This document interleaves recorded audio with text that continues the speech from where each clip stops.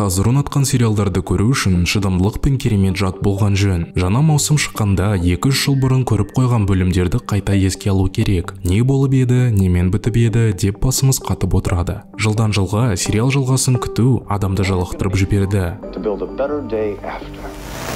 Сонша күтудің себебі неде?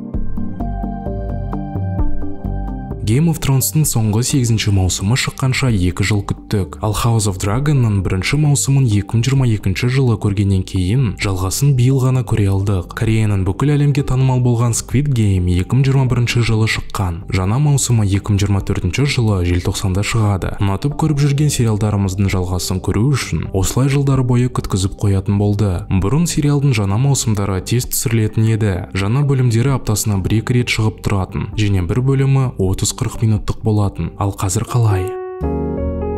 Стримдік платформалар дами келе, сериал өндірісіне үлкен өзгерістер пайда болды. Бір бөлімінің ұзақтығы 1 сағаттан асуы мүмкін. Бір маусымның бөлімдері де аз. Бірақ сол бірнеше ғана бөлімдерді 2-3 жыл күтеміз. Сериал түсірілімі қазір неге сонша ұзақ уақытқа созылып кетті? Дәстүрлі теледидарда көрсетілетін сериалдар әлі де нақты белгіленген кесте бойынша түсіріліп шығып тұрады. Олар бекітілген эфир кестесі бойынша үлгеріп тұру керек. Сондықтан уақытлы өз қарқынында түсіреді. Бірақ қазір теледидар стримдік платформалар көш басшылық кетіп жүр. Олар өз сериалдарының уақытын өздері белгілейді. Сондықтан жаңа маусымды 2-3 жыл күттесе, бізде күтуден басқа амал жоқ. Түрлі сериалдар шыққан сайын көрермендердің сұранысы мен талабы өсіп жатыр. Көрермендердің көңілінен шығу үшін барлық сюжеттік желілер алдыңғы маусыммен логикалық түрде байланысты болатын сапалы өнім жасау керек. Әрине, егер алдыңғы маусым сәтті болса, келесі маусым одан нашар бола алмайды. Сондықтан сериалдың әр жалғасын түсірген сайын жұмыс күрделене түсіп, көп уақытты қажет етеді. Бұған қоса, сериал мен кино өндірісі кеңейген сайын мамандардың уақыты да тығыз болып барады.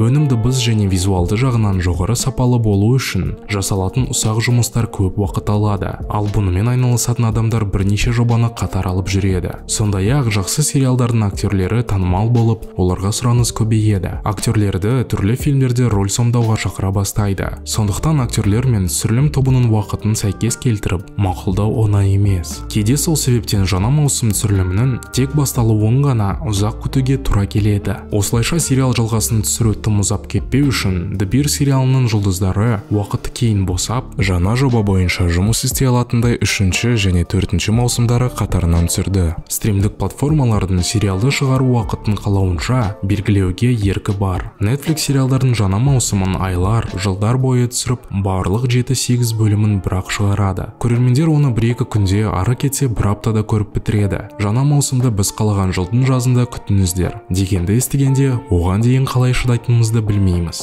Ал HBO жаңа маусымның бөлімдерін апта сайын бір-бірлеп шығарып тұрады. Дайын жаңа бөлімдерін шығарып тұрғанша, олар келесі маусымды түсіруді бастай алады. Бірақ ол да әрине бірден дайын болмайды. Қалай болса да күту керек. Жылдар бойы осылай күтіп жүріп, алдында көрген бөлімдерді не болғанын еске алу қиын. Ол үшін керемет жат керек. Не алдыңғы маусымды қайта көріп шығу керек. Әрине, жаңа маусымда аздап еске салатын көмекшілер болды. Бірақ олардың пайдасы аз. Осы себептен көрермендер өз қызығушылығын жоғалтып, сериалды әрі қарай көрмей кетеді. Бұл сериал рейтингісін төмендетеді. Қаншама ұзақ уақыт кетіріп, күрделі жұмыс жасалып, көрермендерге жалғасы әрең жеткен сериал қызық болмай қалып, сәтсіз аяқталуы мүмкін. Бұл маусымдар арасындағы ұзақ үзілістің кемшілігі.